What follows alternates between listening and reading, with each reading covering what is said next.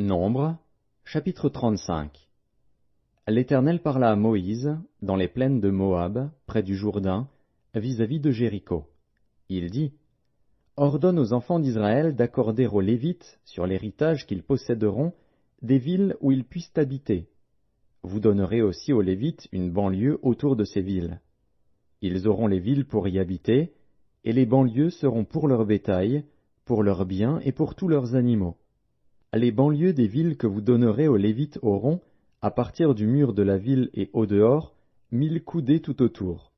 Vous mesurerez, en dehors de la ville, 2000 coudées pour le côté oriental, 2000 coudées pour le côté méridional, 2000 coudées pour le côté occidental, et 2000 coudées pour le côté septentrional. La ville sera au milieu. Telles seront les banlieues de leur ville. Parmi les villes que vous donnerez aux Lévites, il y aura 6 villes de refuge où pourra s'enfuir le meurtrier, et 42 autres villes. Total des villes que vous donnerez aux Lévites, 48 villes, avec leurs banlieues. Les villes que vous donnerez sur les propriétés des enfants d'Israël seront livrées en plus grand nombre par ceux qui en ont le plus, et en plus petit nombre par ceux qui en ont moins. Chacun donnera de ces villes aux Lévites à proportion de l'héritage qu'il possédera. L'Éternel parla à Moïse, et dit, Parle aux enfants d'Israël, et dis-leur, Lorsque vous aurez passé le Jourdain et que vous serez entrés dans le pays de Canaan, vous vous établirez des villes qui soient pour vous des villes de refuge, où pourra s'enfuir le meurtrier qui aura tué quelqu'un involontairement. Ces villes vous serviront de refuge contre le vengeur du sang, afin que le meurtrier ne soit point mis à mort avant d'avoir comparu devant l'assemblée pour être jugé. Des villes que vous donnerez, 6 seront pour vous des villes de refuge. Vous donnerez 3 villes au-delà du Jourdain, et vous donnerez 3 villes dans le pays de Canaan.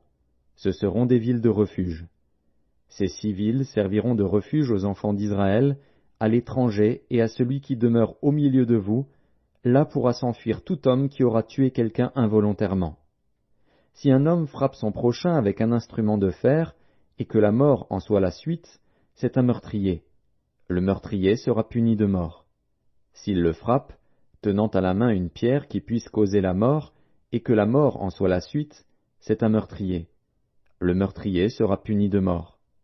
S'il le frappe, tenant à la main un instrument de bois qui puisse causer la mort, et que la mort en soit la suite, c'est un meurtrier. Le meurtrier sera puni de mort. Le vengeur du sang fera mourir le meurtrier. Quand il le rencontrera, il le tuera. Si un homme pousse son prochain par un mouvement de haine, ou s'il jette quelque chose sur lui avec préméditation, et que la mort en soit la suite, ou s'il le frappe de sa main par inimitié, et que la mort en soit la suite, celui qui a frappé sera puni de mort. C'est un meurtrier. Le vengeur du sang tuera le meurtrier quand il le rencontrera. Mais si un homme pousse son prochain subitement et non par inimitié, ou s'il jette quelque chose sur lui sans préméditation, ou s'il fait tomber sur lui par mégarde une pierre qui puisse causer la mort, et que la mort en soit la suite, sans qu'il ait de la haine contre lui et qu'il lui cherche du mal, voici les lois d'après lesquelles l'Assemblée jugera entre celui qui a frappé et le vengeur du sang. L'Assemblée délivrera le meurtrier de la main du vengeur du sang, et le fera retourner dans la ville de refuge où il s'était enfui. Il y demeurera jusqu'à la mort du souverain sacrificateur qu'on a oint de l'huile sainte.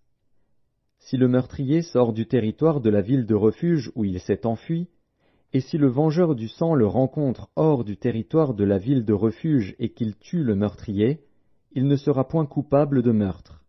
Car le meurtrier doit demeurer dans sa ville de refuge jusqu'à la mort du souverain sacrificateur.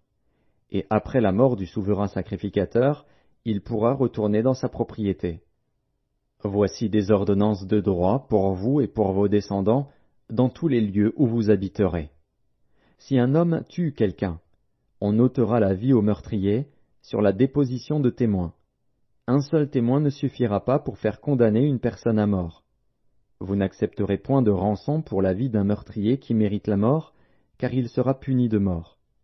Vous n'accepterez point de rançon qui lui permette de s'enfuir dans sa ville de refuge et de retourner habiter dans le pays après la mort du sacrificateur. Vous ne souillerez point le pays où vous serez, car le sang souille le pays. et il ne sera fait pour le pays aucune expiation du sang qui y sera répandu que par le sang de celui qui l'aura répandu. Vous ne souillerez point le pays où vous allez demeurer, et au milieu duquel j'habiterai, car je suis l'Éternel, qui habite au milieu des enfants d'Israël.